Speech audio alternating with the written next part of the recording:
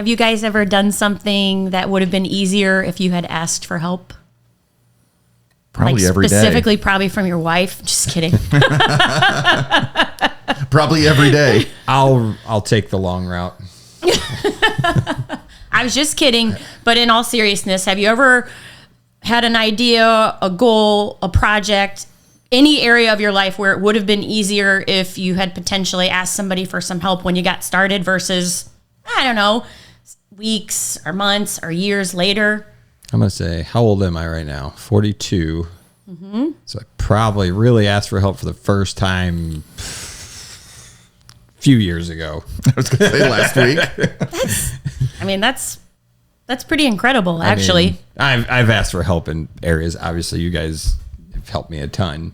I've asked you guys for help for a lot, but in all honesty, like those types of help, like I haven't really asked for help ahead of time without giving it my full effort and failing first.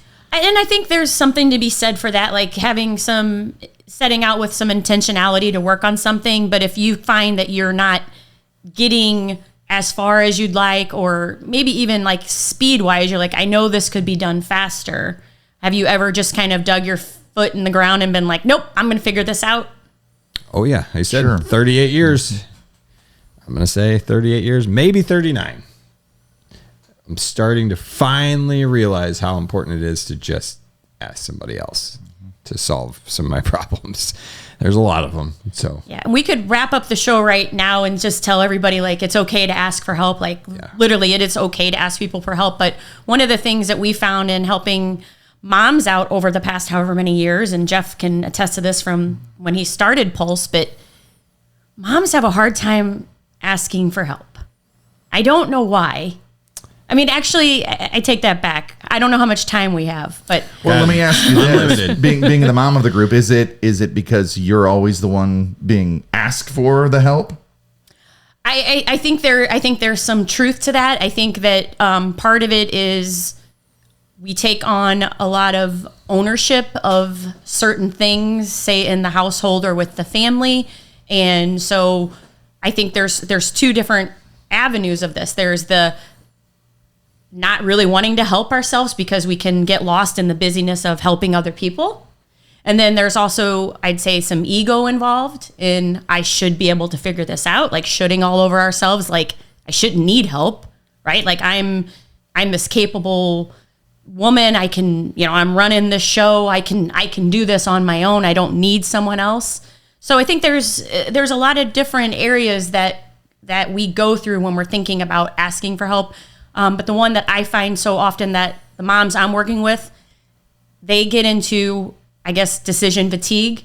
And so the thought of asking for help just becomes a decision they just have taken off the plate because their brains, activities in their mind are just somewhere else. And so they just kind of remove the thought of even asking for help because they are committed in so many other areas where they are helping others. yeah. And one other area that I think I hear a lot of is I know what to do. So because I know what to do, I shouldn't ask for help on doing something because I already know what to do. So I just have to do it. That's all I have to do. And finding, because they know what to do or because people know what to do, that's the reason why I shouldn't ask for help. Is that fair? Oh, Yes, for sure. 100%. And I think that kind of goes back to the ego part of it as well. That goes back to the, why am I struggling to figure it out? She or he or they over there, those people, they have this all figured out. Why am I struggling to figure this, what should be, to me, in your brain, you might be telling yourself a story that's very simple. I should be able to do X, Y, and Z, but I am struggling. And then you go into this whole frustration mode, right? I'll break it down like this. This is probably an easy example of when we're just talking about health and fitness, of a cycle that I went through for literally years, not weeks, not months, but years. Okay, it's Monday, motivation's super high. I've got this really high motivation to make all these changes. Maybe I've got 5 to 10 things that I'm going to work on Monday. By Wednesday, motivation has changed. I'm not feeling it. anymore. Things kind of slowly start to drop off. I head into the weekend. Motivation is still not great, but now I'm kind of getting to ride the high that the weekend's coming. The weekend comes, I know that Monday's coming, kind of go through the cycle again of, up and down feelings. And here I am back at Monday again. I've made no progress. I've thought about all these things that I want to do. They're on repeat in my head. So now I've made a list of 4 to 5 things, feel like 50. And now I'm just going to repeat that weekly cycle over and over and over and over. And hoping that one day the cycle is going to be different. Correct. This week will be different than the last 58. Correct. And so when we rely just on like that motivation, it's a feeling, right? I'm feeling really motivated today. I'm feeling really down today. I'm feeling really excited today. Those feelings are all going to ebb and flow throughout every single day of our lives, not just for moms, for guys too, right? It's no different than a few weeks ago. I think I shared a post about how I was feeling really down after Christmas. Not really down like in a bad way, just like we ride this high, right? This excitement of the holidays, even though we're stressed out of our minds, we're still a little excited because we're doing all these fun things. And then the holidays end. And then now that emotion and that high has gone. And now we're just left with a day. And so that's exactly how I've watched some moms go through their weeks. They started out really strong. By the end of the week, the emotion of motivation and willpower, because those are they're just both emotions. You can't rely on them. They fall off. They come and go. And then everything falls apart. Mm-hmm. If you wash and repeat that for the amount of times that I have done it, it's actually, I can't even wrap my head around how many days and weeks and years, months that I spent doing that exact cycle. It's a vicious one. Yeah, for sure. It's hard to watch people go through it when you know what's going to happen. We see it, it's like, okay, I can see they're on there riding that high. What's going to happen next? Mm-hmm. And watch the downfall, watch the excitement of the high and the lows of the lows. Mm-hmm. is tough. But I had one other thought about for me, what's been, I think, is part of maybe a little bit of a cultural thing for just kind of Midwest is or maybe it's just how I was growing up. I had a dad that was a mechanic, a stepdad that was a carpenter. So you fixed everything yourself. Yeah. You don't pay somebody to fix something because all the people I needed were there. So don't you go pay to do that. We'll do it. It might come at a delay, but you got to wait till I'm ready or whatever. And I would do that.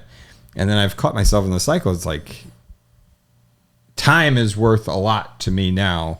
So to get something done sooner, I have to pay for that. And I've finally become okay with you know what, Dad, why don't you just sit this one out? I'm just going to take it over here. They're going to do it. And then I'm going to get this car back before I could even drive to your house and back. That's still a hard battle for me is because I grew up in a very similar household, different jobs, but same type of household where we were very independent, did lots of things. And my first house, I did a lot of work myself and did work on the cars and same thing. And I think where I've learned the most is in here with you guys. Life, I coach, have for years, but life still has its ups and downs, and I still lose track. But I've learned, when I go off track, I'm going to check in with you two, and we get it turned around. So even though, I think we all probably do that, right? Even though we do this for a living, you go off track, but you know where to recenter, where to go for that help. Yeah, and just seeing people ask for help, and sometimes even when you just bring up a topic, it's just just go find somebody to do that. Yeah. Or we might even talk about fixing something. It's don't. Tina's the first one. She's watched me try to fix my dishwasher once. And now we know, just remember the dishwasher, point back to that. And it's oh yeah, don't be that guy again trying to fix your own shit, because you're not going to. You're going to waste a bunch of time, waste some money trying to buy the parts yourself, blah, blah, blah, and find yourself right back to where you started, making the phone call for help anyways. Yes. So. Yes to all of that. Yeah. Yes to all of that. And for moms that we work with, like I just sat down with someone this week, and she just started telling me about all the things that weren't really going well that she really would like to change. Again, she wanted to change her identity. The habits she wanted to change, but really what she wanted to do was say that she was a mom who took care of herself. But what came out of her mouth was, I've just become lazy. And I'm like, I don't picture that at all. Listening to you describe everything that's happening in your life right now. You're telling me that you're lazy. I'm just hearing that you're overwhelmed. I'm hearing that you're tired and that you're frustrated and that you're not exactly sure what to do next. And just that conversation, her walking away from it, she just kind of looked at me and she was like, this makes sense. I'm talking to her about, okay, this is what it could look like to make some changes and have a process and a system versus just trying to rely on telling yourself a story that you're lazy or maybe that you're not enough or maybe that you're not even capable. That's all bullshit. Sorry, I cussed today. Go, Tina. I cussed today. It's all bullshit. None of that is true. If you're a mom out there who's just telling yourself that you're lazy, I guarantee you that there's a whole layer of a story that you're not uncovering. And, that's what we do here is to help you uncover those stories and those layers, peel them back, and help you figure out, like, what does make you feel good? Because it might not be what someone else is doing. And that's the benefit of working with someone like us who coaches people into finding that version of themselves that does make them feel good, that doesn't make them feel like they're lazy or that they're not enough or that they're behind somehow, right? Yeah. Correct. And when we've hired coaches, what did we hire them for? We hired them to help us become better at what we do. Mm-hmm. Yeah. So, and do it faster, because all the things that every coach has told us, I know. Most of it. I don't know all of it. we didn't know all of it, but Not all of it, but a large majority of it's like, I know that I'm supposed to do it. Thank you. But they're going to hold me accountable. They're going to show me the pathway to do it. Show me the shortcuts. Show me the cheat codes. Show me all the things to make it possible in my lifestyle or our work environment or whatever it is. It's the same exact thing that we're trying to teach I would say one of the individually. things that I find helpful when I'm working with a coach, and I know that the clients that we're working with feel the same way. When they have a focus, that to-do list in their head gets so much smaller. They're actually able to concentrate on that thing that they're actually working on versus just letting it compile like I did over and over into this. Now it feels like very overwhelming when really it can be simplified, and with the help of somebody listening and working alongside you, guiding you, holding you accountable, all of a sudden that big overwhelming to-do list actually shortens up, and now you're making progress forward and you're making strides forward and you're building momentum that don't have to rely on willpower or if you feel good that day, because now you're just building that version of yourself that does it anyway. We were just talking about this, I think, before we started. Yeah. We're going on a hike on Sunday and it's going to be cold. It's going to be real cold. Motivation to do that, not high. Yeah. So we literally before we hit record on this podcast, I'm like, we're going to stop looking at the weather. We're going. Yeah, doesn't matter. Hot, cold, rainy. It is what it is. We're going to show up, put our boots on, and we're going to go for the hike. Yeah. And that mindset didn't, for me, that would not be a mindset that I had 10 years ago. I used to dodge this guy all the time. Like, hey, Tina, you weren't at workout today. I'm like, I don't know. The sun came up on the wrong side this morning. I'm not coming. Right. Like it takes practice and it takes reps to build that mindset to just say, you know what? I'm not feeling it. I'm going to do it anyway. Mm-hmm. And that's what we help moms do. Something I was thinking about on my walk this morning was, it takes that motivation that we talk about, that we think is what gets us out there moving. I was thinking it's that consistency. So putting it on the calendar and being consistent, getting out there, the motivation comes at the end when you're finished, that feeling.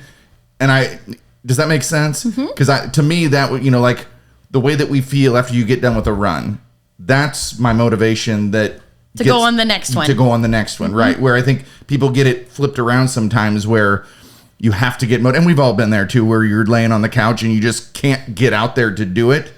But the motivation, I think, comes at the end.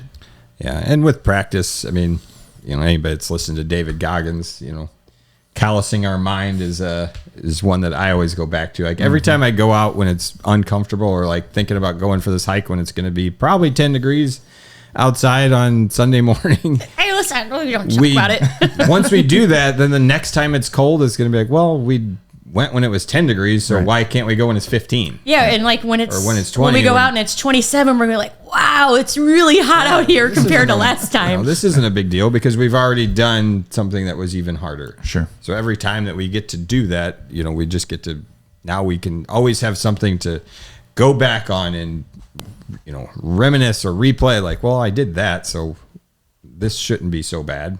And we go in a group, right? And misery likes company. So Yeah. Yes, misery loves company. But I mean, really, the biggest thing is just that motivation and understanding that that's an emotion that's going to come and go. It's not the way, and you have to find a way. And generally speaking, it's asking for help and let somebody else show you the way and guide you and get you there, or put your foot on the gas. Yep. If nothing else, even if you know all of the things, even if you worked with us, you might say, I know everything you just told us. Perfect. We'll do it faster together.